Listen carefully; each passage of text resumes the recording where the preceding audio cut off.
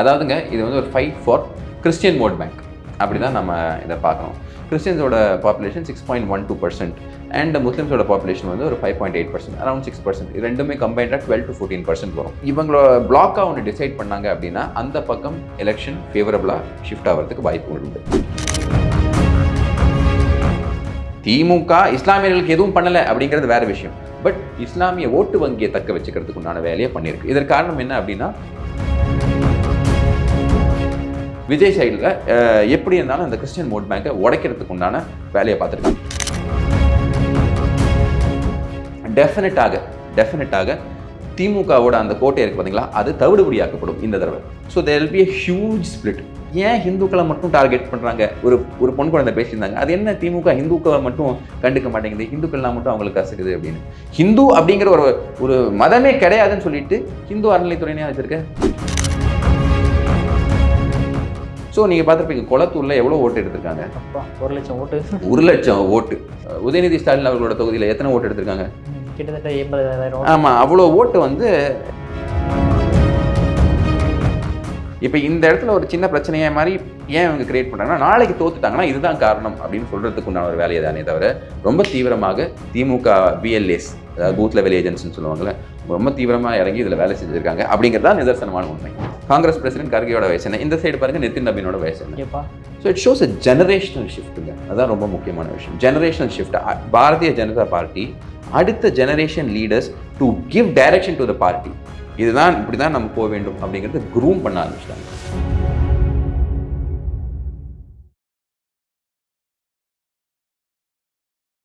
இளைய பாரத நேயர்களுக்கு வணக்கம். இன்னைக்கு நம்ம நேர்களில் நம்ம சிறப்பு விருந்தினர் இளைய பாரதத்தின் நிறுவனரான கார்த்திக் கோபிநாத் சார் அவர்கள் தான். அண்ணா வணக்கங்கண்ணா. வணக்கம் ஜாண்டி.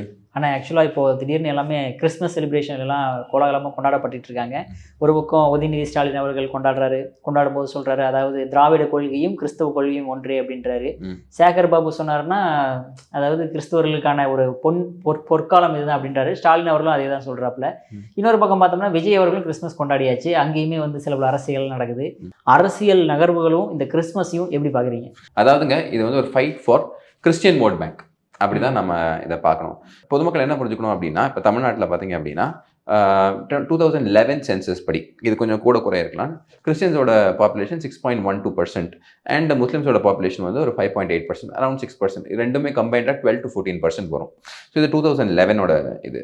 அப்போ இவங்க பார்த்தீங்க அப்படின்னா இவங்களோட பிளாக்காக ஒன்று டிசைட் பண்ணாங்க அப்படின்னா அந்த பக்கம் எலெக்ஷன் ஃபேவரபுளாக ஷிஃப்ட் ஆகிறதுக்கு வாய்ப்புகள் உண்டு. அப்போ இவங்களோட ஒரு பிளெஸிங் கண்டிப்பாக தேவை திமுகவுக்கு. அந்த ஒரு கோட்டை திமுக குறிப்பாக இஸ்லாமியர்களை வந்துட்டு IUML ஃபார்ம் ஆகுது. 1900 இந்தியன் யூனியன் முஸ்லீம் லீக் வந்து 1948 ஃபார்ம் ஆகி, உங்களுக்கு எல்லாருக்கும் தெரியும் காயிதே மில்லத் அவர்கள் அங்கேருந்து ஆரம்பித்து அவரோட மறைவு 1972. அதுக்கப்புறமா நிறைய பிரிவுகள் ஏற்படுது. அதாவது சாஃப்டாக எடுக்கலாமா இல்லை ஹார்ட் லைன் எடுக்கலாமா அப்படின்னு சொல்லிட்டு தமிழ்நாடு முஸ்லீம் முன்னேற்ற கழகம், ஜவஹிருல்லாஜி, அதுக்கப்புறமா உங்களுக்கு தெரியும் தமிழ்நாடு தௌஹீத் ஜமாத், அந்த மாதிரி பல ஸ்பிரிட்ஸ் வருது. ஆனால் பெரும்பான்மையாக இந்த இஸ்லாமியர் ஓட்டு வங்கியை தக்க வச்சிருக்கிறதுக்கு உண்டான வேலை எல்லாத்தையுமே திமுக செஞ்சிருக்கு. திமுக இஸ்லாமியர்களுக்கு எதுவும் பண்ணலை அப்படிங்கிறது வேற விஷயம். பட் இஸ்லாமிய ஓட்டு வங்கியை தக்க வச்சுக்கிறதுக்கு உண்டான வேலையை பண்ணியிருக்கு. இதற்கு காரணம் என்ன அப்படின்னா, உலேமாஸ் அண்ட் ஜமாத்.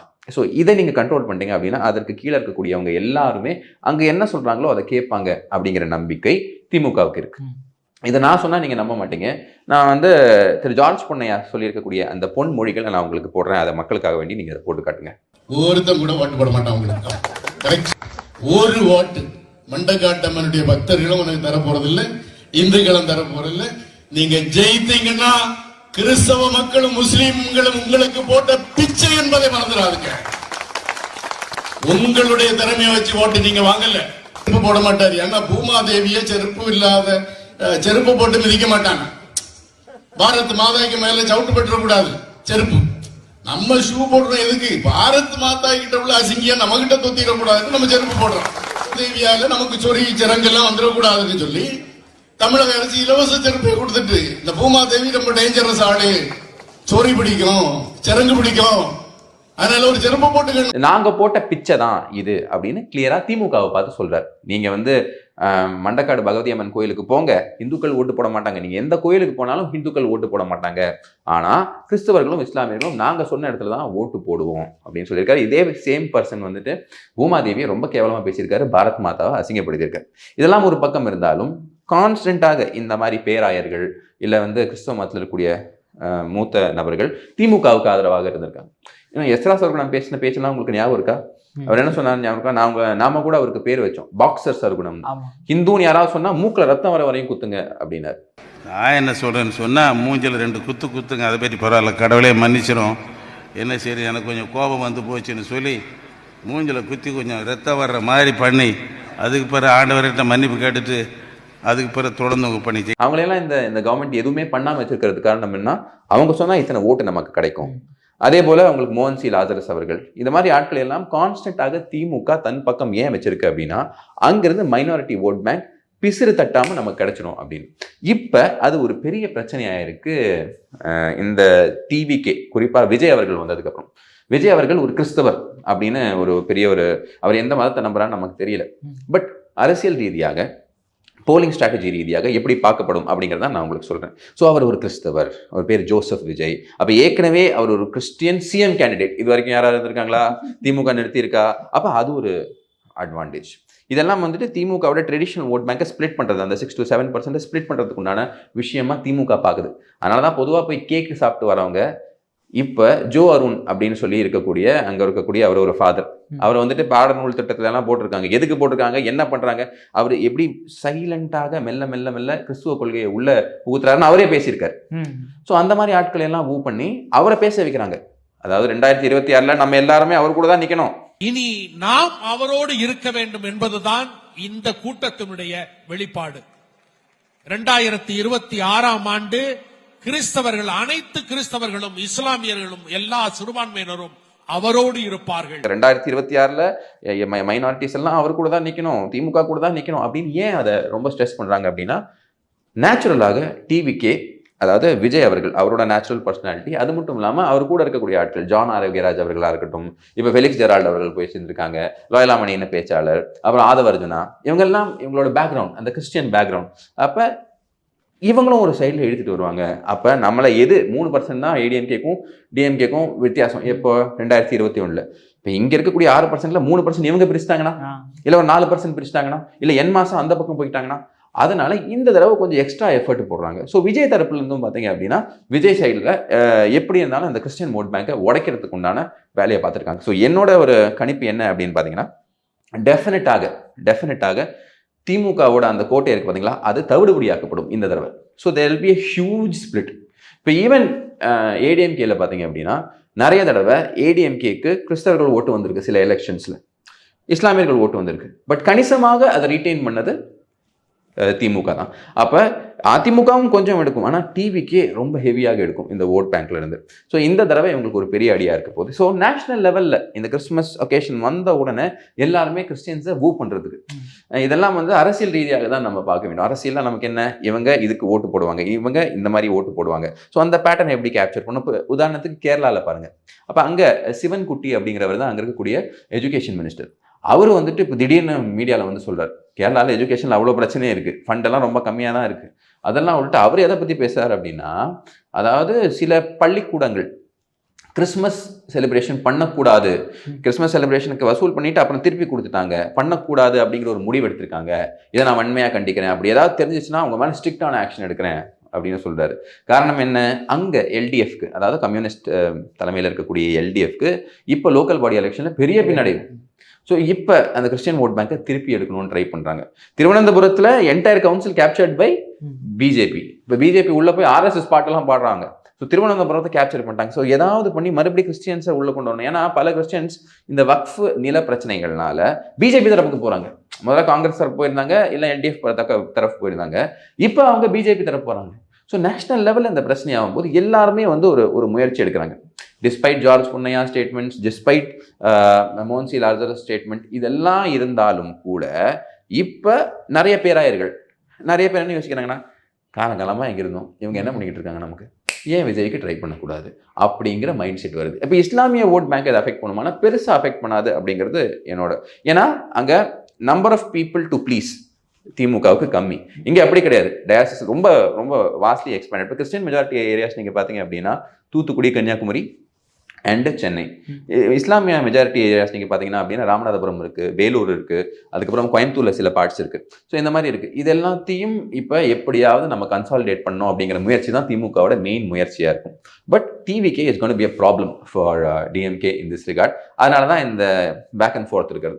பட் பர்சனலாக நான் என்ன ஃபீல் பண்ணுறேன் அப்படின்னா, ஒரு அரசியல் தலைவர் அப்படிங்கிறது ஒரு மதத்தின் இதை மட்டும் கொண்டாடக்கூடாது. கிறிஸ்மஸ் கொண்டாடணுமா?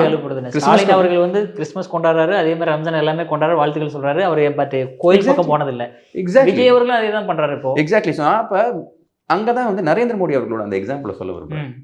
அவர் வந்து கிறிஸ்மஸ் கொண்டாடுறாரு, டெல்லியில் இருக்கக்கூடிய ரொம்ப பழமை வாய்ந்த சர்ச் அங்கே போய் கொண்டாடுறாரு. நிறைய இஸ்லாமிய கம்யூனிட்டி கூட அவரோட ஐடென்டிட்டியை தக்க வச்சுட்டு அங்கே போய் கலந்துக்கிறாரு.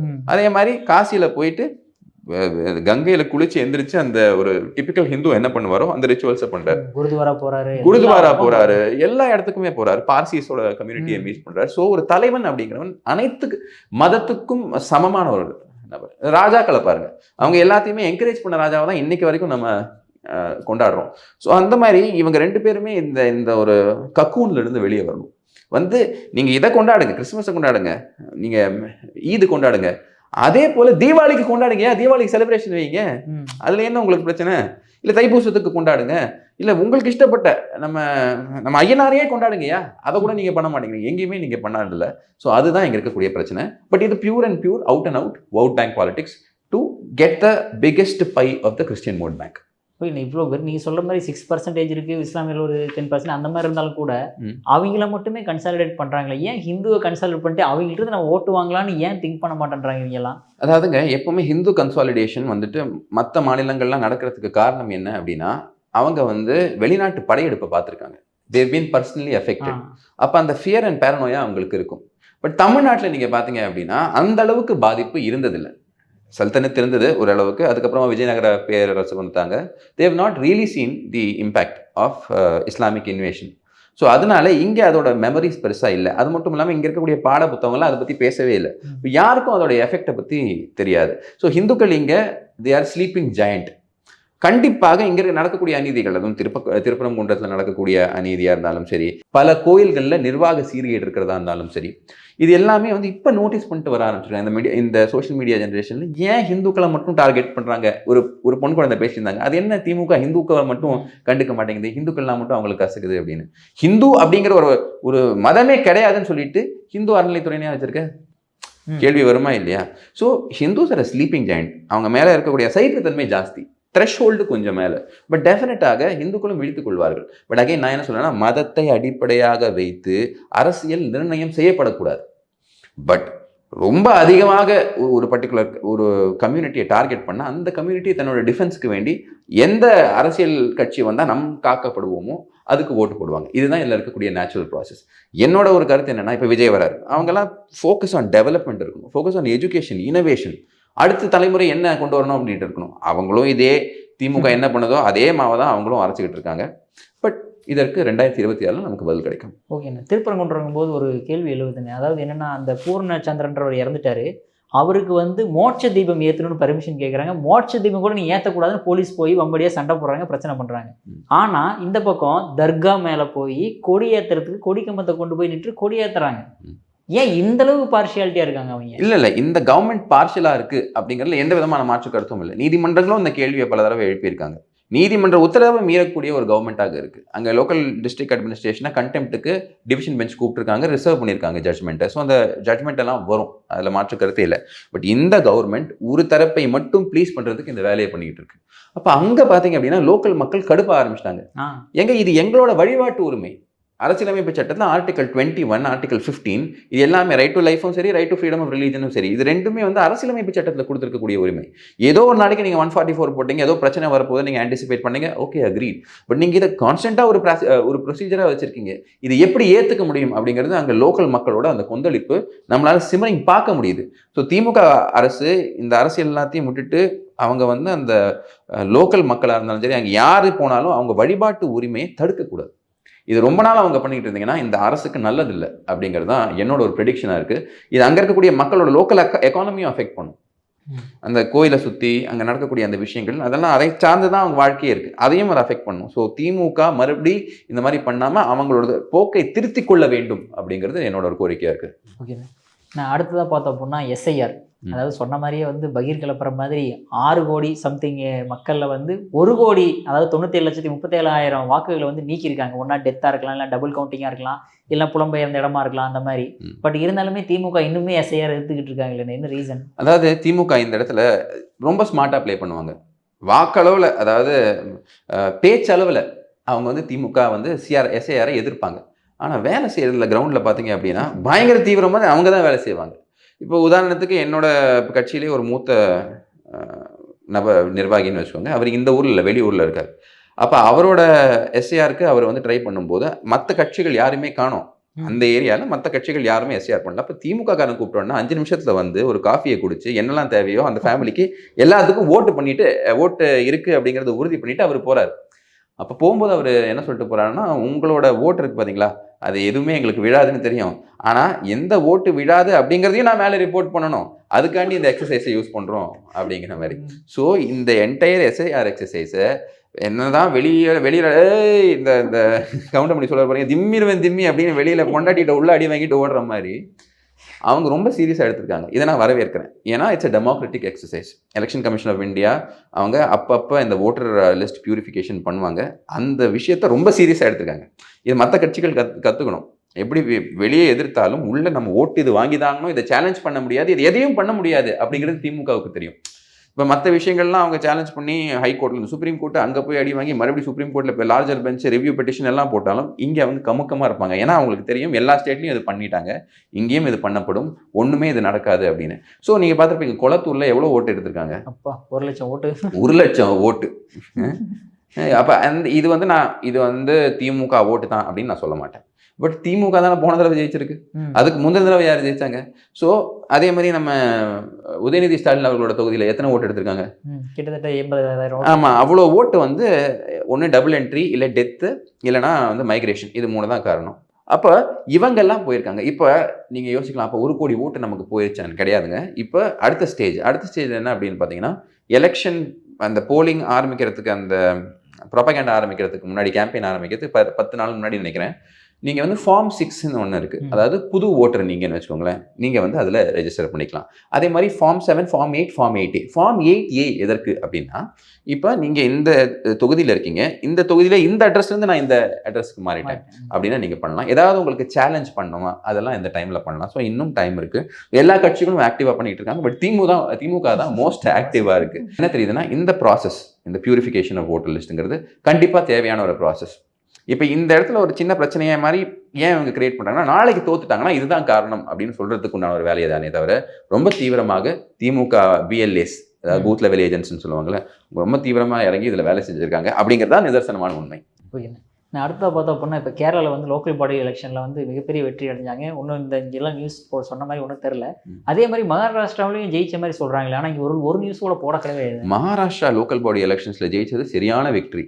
அதாவது கிட்டத்தட்ட 288 பிரசிடென்ட்ஸ் சூஸ் பண்ணுவாங்க. அதாவது முனிசிபல் கவுன்சில்ஸ்க்கும் நகர பஞ்சாயத்துக்கும். ஓகே, இது 288ல் மகாயுத்தி அப்படின்னு சொல்லக்கூடிய இந்த பாஜக தலைமையில் இருக்கக்கூடிய அலையன்ஸ் இருக்குது பார்த்தீங்களா, கிட்டத்தட்ட 207 இடத்துல ஜெயிச்சிருக்காங்க. அதில் பார்த்தீங்கன்னா பாஜக மட்டும் 117 இடத்துல, எத்தனை 288ல் 117 இடத்துல ஜெயிச்சிருக்காங்க பாஜக மட்டும்.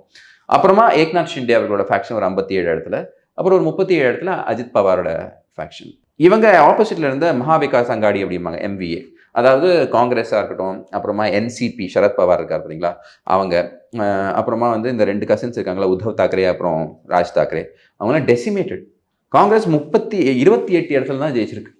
இப்போ ஓட்சோரின்னு சொல்கிறீங்களே, இங்கே நிறைய இடத்துல, இந்த இடத்துல எல்லா இடத்துலையுமே வந்து பேலட் யூஸ் பண்ண மாட்டாங்க. சில இடத்துல பேப்பர் ஓட்டிங்கும் நடக்கும். அப்போ அங்கேயும் தோற்று போயிருக்கீங்க. இத்தனைக்கும் பாருங்க, இதில் என்னன்னா 25 வருஷத்துல, கடந்த 25 வருஷத்துல பிகெஸ்ட் லோக்கல் பாடி வின் மகாராஷ்டிராவில் இவ்வளோ thumping majority. So BJP surging, BJP வந்து பயங்கரமாக அங்கே கிரவுண்ட்ஸை கெயின் பண்ணிக்கிட்டு இருக்கு. இத்தனைக்கும் பார்த்தீங்க அப்படின்னா அங்கே ஃபார்மர் பிரச்சனை இருந்தது. ஓகே, ஏன்னா இந்த தடவை வந்த அந்த ஃப்ளட் இருக்குது பார்த்தீங்களா, அந்த வெள்ளம் இது வரைக்கும் வராத ஒரு பெரிய வெள்ளம். அதனால தான் வந்துட்டு அந்த பெசன்ஸ் ஒர்க்கர்ஸ் பார்ட்டின்னு ஒரு பார்ட்டி இருக்கு. அவங்க என்ன சொல்றாங்கன்னா, இது வரைக்குமே வந்துட்டு வராத வெள்ளம் வந்திருக்கு. அவ்வளோ காரிஃப் கிராப் டேமேஜ் ஆயிருக்கு. மக்களுக்கு அந்த நெல் பயிர் இருக்கு பார்த்தீங்களா, அவ்வளோ டேமேஜ் ஆயிருக்கு. ஆனால் அதை கூட எடுத்து உங்களால் எதுவும் பண்ண முடியல. விதர்பா ரீஜனில் மட்டும் காங்கிரஸ் கொஞ்சம் இன்ரோட் பண்ணியிருக்கு. விதர்பா, மராத்வாடா இந்த ரீஜன்ஸ் எல்லாம் பார்த்தீங்க அப்படின்னா ட்ரெடிஷ்னலாக ஃபார்மர் சூசைட் ஹையாக இருக்கக்கூடிய ரீஜன்ஸ். அப்போ அந்த இடத்துல மட்டும் காங்கிரஸ் கொஞ்சம் இன்ரோட்ஸ் பண்ணியிருக்கு. ஆனால் பிஜேபி பார்த்தீங்க அப்படின்னா கொங்கன் ரீஜனுக்குள்ள பெரிய இன்ரோட்ஸ் பண்ணியிருக்கு. கொங்கன் ரீஜனில் வந்துட்டு பெருசாக அவங்களோட சக்ஸஸ் அந்த அளவுக்கு இருந்ததில்ல. இப்போ கொங்கன் ரீஜன்லையும் அவங்க வந்துட்டு வின் பண்ணியிருக்காங்க. ஸோ ஃபார்ம் சூசைட்ஸ் உங்களால் எதுவும் பண்ண முடியல. ஃப்ளட்ஸு, காரிஃப் கிராப் டேமேஜ், எந்த விஷயத்தையுமே எடுத்து உங்களால் ஒரு ஒரு நரேட்டிவ் செட் பண்ண முடியல. பட் பாஜக தரப்பில் பார்த்தீங்கன்னா சிஎம் ஃபட்னவிஸ் அவர்கள் பயங்கர டூர் பண்ணார் 2024. ஐ வில் ரிசைன் அப்படின்னாரு. ஏன்னா ஒரு 9 சீட்டோ என்னமோ தான் ஜெயிச்சாங்க. நல்ல பர்ஃபார்மன்ஸ் இல்லை மகாராஷ்டிராவில். ஆனால் அதுக்கப்புறம் பார்த்தீங்கன்னா பயங்கரமான வெற்றி. அந்த அசம்பிளி போல்ஸில் கிடைச்ச வெற்றியாக இருந்தாலும் சரி, இந்த இடத்துல 2 டெபுட்டி சிஎம் எல்லாம் டூர் பண்ணாங்க. ஆனால் வந்துட்டு இவங்க சைடில் பார்த்தீங்க அப்படின்னா பெருசாக ஒரு அப்ரோச் இல்லை. ஸோ இதுலேருந்து என்ன தெரியுது அப்படின்னா, நீங்கள் தோல்வி அடைந்தீங்கன்னா அது ஓட்சோரினாலே கிடையாது, உங்களோட கேவலமான பர்ஃபார்மன்ஸ்னால. You are not putting a heart and soul and mind into it. அதனால தான் பிஜேபிங்க அந்த பிஜேபியோட அந்த ஜகர்நாட்னு சொல்லுவாங்க, எலெக்ஷன் ஜகர்நாட், அவங்க வின் பண்ணுறதுக்கான என்னன்னா full and full focus. So இது எது காட்டுது அப்படின்னு பார்த்தீங்கன்னா பிஜேபியோட ரிசர்ஜன்ஸ்.